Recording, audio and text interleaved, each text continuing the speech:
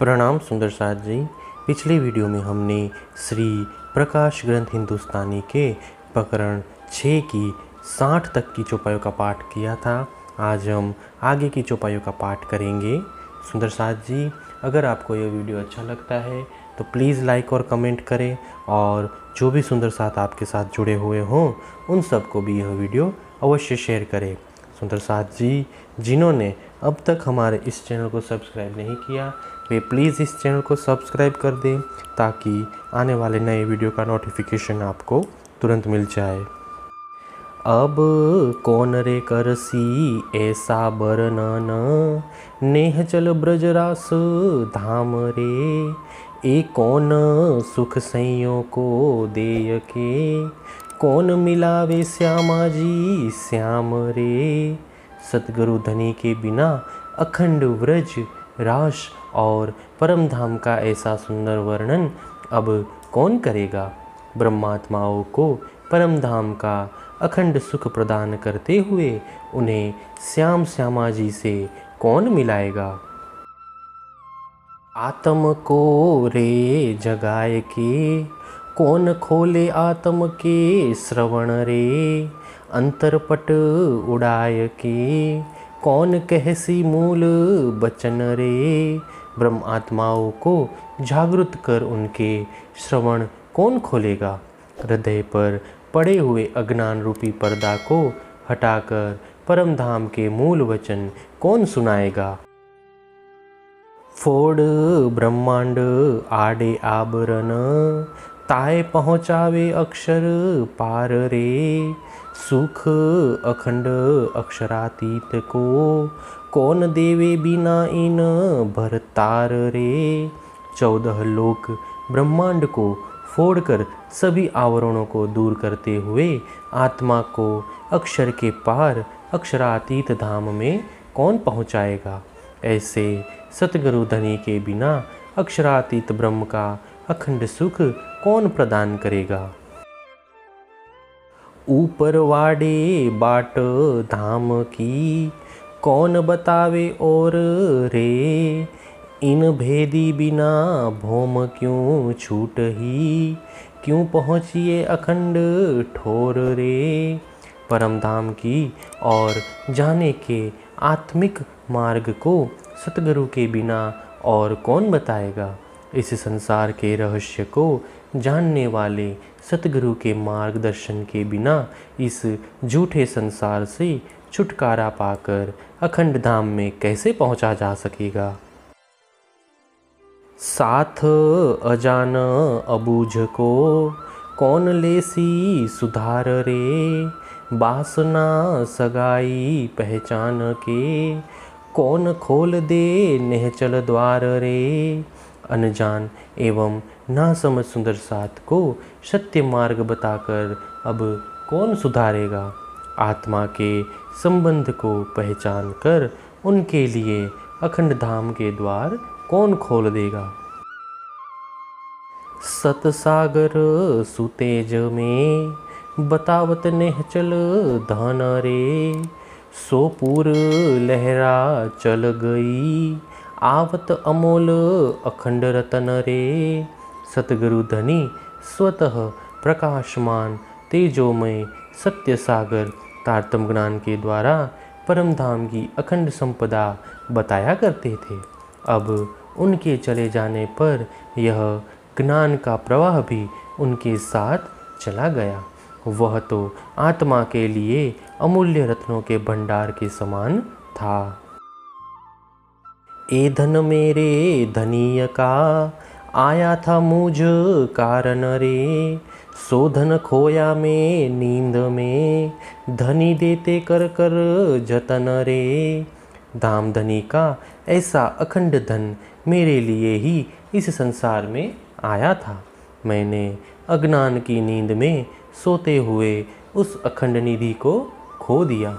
सतगुरु धनी तो मुझे यत्नपूर्वक यह धन दिया करते थे।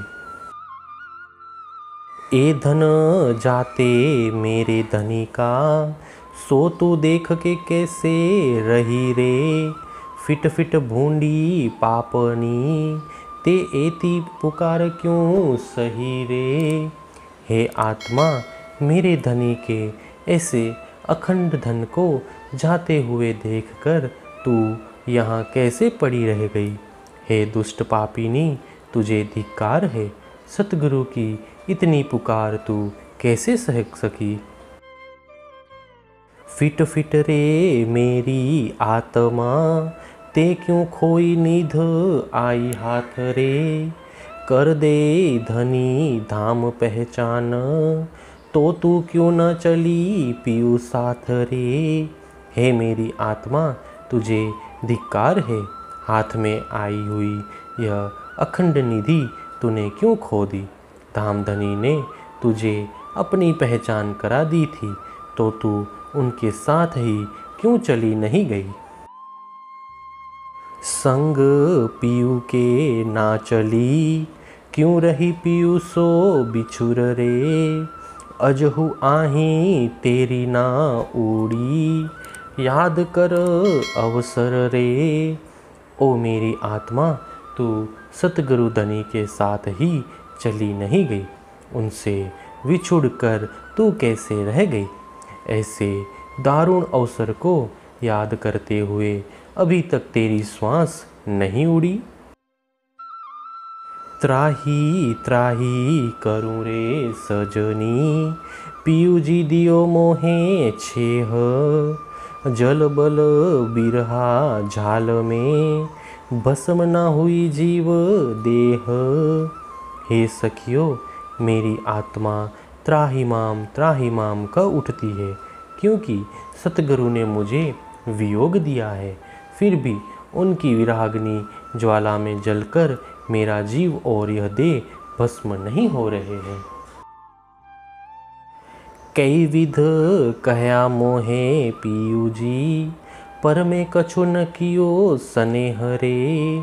अब तो बैठी धन खोए के, हाथ आया था जेह रे। सतगुरु ने मुझे अनेक प्रकार से समझाया, परंतु मैंने उनसे जरा सा भी स्नेह नहीं किया। इसीलिए अपने हाथ में आए हुए धन को खोकर अब मैं बैठी हुई हूँ। धनिये तो केहे देखाइया, कर कर मुझ सो एकांत रे। पर में चूकी चंडालन, अवसर अब पकड़ बैठी में स्वात रे। सतगुरु ने मुझे अनेक दृष्टांत देकर कहा और एकांत में बैठाकर समझाने का प्रयास भी किया, परंतु मैंने चंडालिन के समय वह सुअवसर खो दिया और अब शांत हो बैठी हूँ। अब शब्दातीत निध धाम की, ए कौन कहसी मुख बान रे। श्री धाम के सुख की रे बीतक, कौन कहसी वर्तमान रे।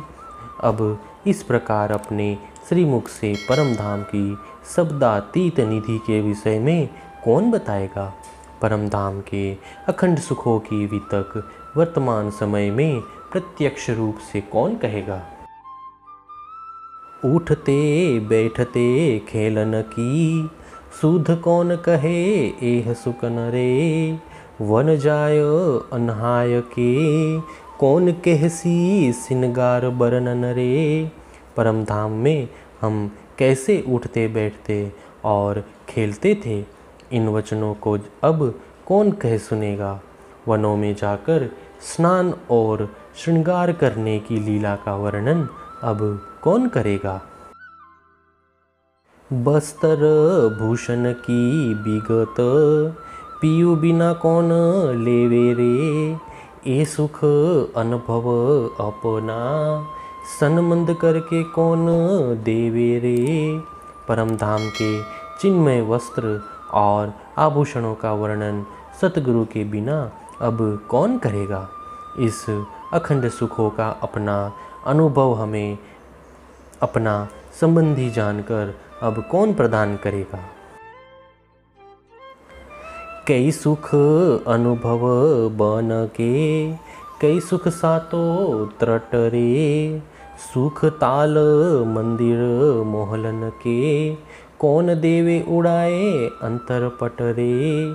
परम धाम के वनों के सुख का अनुभव एवं यमुना नदी के सातों घाटों के आनंद का वर्णन अब कौन करेगा। हौज कोसर ताल एवं उसके मंदिरों का वर्णन कर हमारे अंतरपट को कौन हटाएगा। तीसरी भौम मोहल सिनकार, और बैठक आरोगन आरोग पोढ़न रे। सुखपाल बैठ बन सिधावते, कौन कहसी पिछला पोहर दीन रे।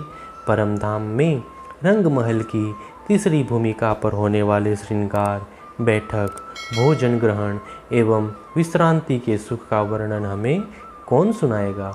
पिछले प्रहर में सुखपालों यानी विमानों में बैठकर वन परिभ्रमण का आनंद का वर्णन कौन करेगा। सुख चौथी भौम निरत के, सुख पांचवी भौम पोढ़न रे। ए सुख अनुभव कौन कहसी, कई विध विलास रेन रे। चौथी भूमिका के नृत्य और पांचवी भूमिका की विश्रांति के विभिन्न सुख विलास का अनुभव अब कौन कहेगा। कई विध सुख तारतम के, जो कहे बचन सुख मूल रे। या विध हमें कौन कहे बरनन, सनमंदम होय सनकूल रे। मूलगर परम धाम के अखंड सुख देने वाले तारतम के वचन अब कौन कहेगा। इस प्रकार वर्णन कर हमें कौन सुनाएगा, जिससे मूल संबंध की पहचान में अनुकूलता होगी। देत बिछोहा धनी धाम के, तुम क्यों न किया एह विचार रे। होती आशा मुखी इंद्रावती, सुख चाहती अखंड अपार रे। हे सतगुरु धनी, अपनी अंगना को वियोग देते हुए आपने ऐसे विचार क्यों नहीं किए। इंद्रावती तो आपसे अखंड और अपार सुख प्राप्त करने की आशा लेकर बैठी थी। प्रकरण 6 चौपाई 169। हे सुंदर साथ जी, इसी के साथ श्री प्रकाश ग्रंथ हिंदुस्तानी का प्रकरण 6 पूर्ण होता है। आगे के वीडियो में हम आगे के प्रकरण का पाठ करेंगे। प्रणाम जी।